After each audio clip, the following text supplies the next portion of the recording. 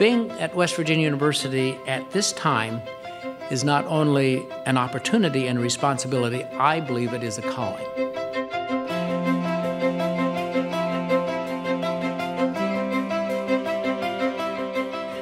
That calling is to rise above ourselves, to put people ahead of personal gain, and to place progress and leadership as our polar star. And in so doing, we can cause West Virginia to seek its higher angels,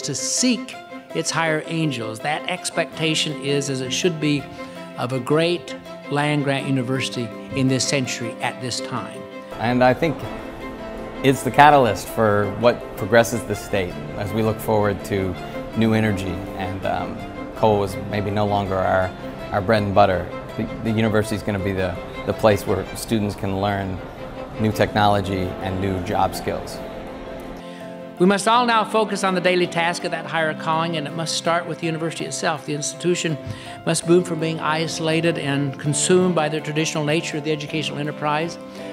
We must think differently. The policymakers, whether on Capitol Hill here or the State House in Charleston or the county and municipal offices scattered across West Virginia, must adopt a similar approach. We must all think differently. We need to move away from our isolation and rise above the pit of partisanship. We are all in this together. The university cannot elevate West Virginia on its own, nor should we. And I cannot do it alone, and Washington, D.C. cannot do it alone. Everyone who feels a loyalty to our university and to our state must bond together as one. Whether you live in a farmhouse or a penthouse, we are all connected by the same gold and blue thread. We must now become focused on changing lives by using our creative spirits to discover new ideas and making those ideas into a reality, economically and socially and culturally, for each West Virginian. My #1 presidential leadership goal is to forge one West Virginia University.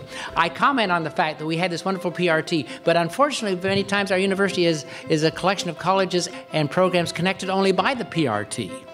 We have to restructure the way that we undertake teaching and learning. We have to make certain that every student and every parent believes that there is a remarkable return on investment for studying at our university.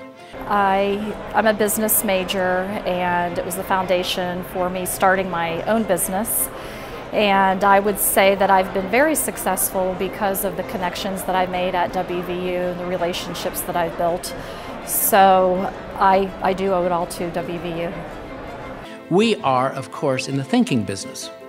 We produce people who will then produce economic vitality, and they will enhance the well-being and quality of life in the people of West Virginia. Every course I took, people instilled in you the value of hard work and determination. I would just say West Virginia University was probably the best experience of my life. The 5 years I spent there shaped who I am, from the degree I majored in to the people I've met. An educated nation preserves its democracy, and future generations need us to keep the American dream within reach, the cost and quality issue. And no university in America, and I will say this absolutely because I've been president of half of them, and no university in America is better positioned, and I really honestly believe this, I say this from the heart, nor has a higher calling in this new millennium than does our university. I just see more of a global footprint for WVU, and I think that's demonstrated from the type of law students and medical students and all the great programs that we have to offer, where people come from all over the world to go to the university. We are from far and near. We're from small states and large states. We are people who are combined together in a great force for good, and we have done that for 250 years. We have been a force for good, and our brightest days are still ahead of us. But we have to understand that in order to make those bright days possible, that we have to ask ourselves a question. We all love being Americans. We all love being West Virginians. But the question is, do we now have the courage to be an American? And do we have the courage to be a West Virginian? Do we have the courage to make a great university?